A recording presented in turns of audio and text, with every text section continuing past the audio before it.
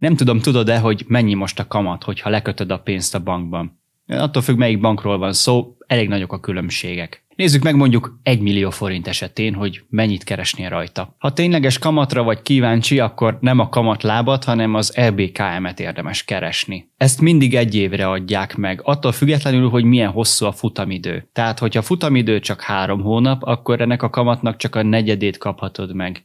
Hogyha futamidő fél év, akkor pedig csak a felét. Ha viszont a futamidő hosszabb, mint 1 év, akkor ennek a többszörösét megkaphatod. De nézzük meg, hogy mekkora kamatot lehetne elérni pontosan 1 év alatt. A legjobb ajánlatoknál ennyit, a legalacsonyabb kamatoknál pedig ennyit. Arra valószínűleg te sem számítottál, hogy egyes lekötéseknél egyenesen negatív a hozam.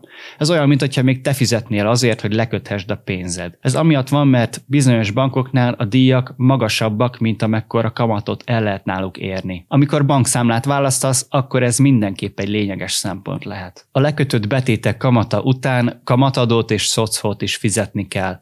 Neked ezzel nem kell foglalkoznod, a bank levonja automatikusan, és az adóbevallásodban sem kell feltüntetned. Mi a hozamnál az adók levonása utáni összeget mutattuk meg, tehát azt, amit ténylegesen megkapsz. A kamatadó és a szocó is elkerülhető, hogyha a betétet tartós befektetési számlára, azaz TBS-re kötöd le. Ebben az esetben viszont 5 évig nem nyúlhatsz hozzá a pénzhez. A futamidő egyébként is fontos a betéteknél, ha nem várod meg a végét és előbb feltöröd, akkor elveszted a kamatokat. Éppen ezért van egy olyan trükk, hogy érdemes több részletben lekötni a pénzt. Tehát 1 millió forint helyett mondjuk 2-szer 500 000 forintot kötsz le. És hogyha mondjuk az egyikhez hozzá kell nyúlni, akkor csak annak a kamatait veszted el, nem mindkettőjét. Azt is nézd meg, hogy a lekötött betét fix vagy változó kamatozású-e.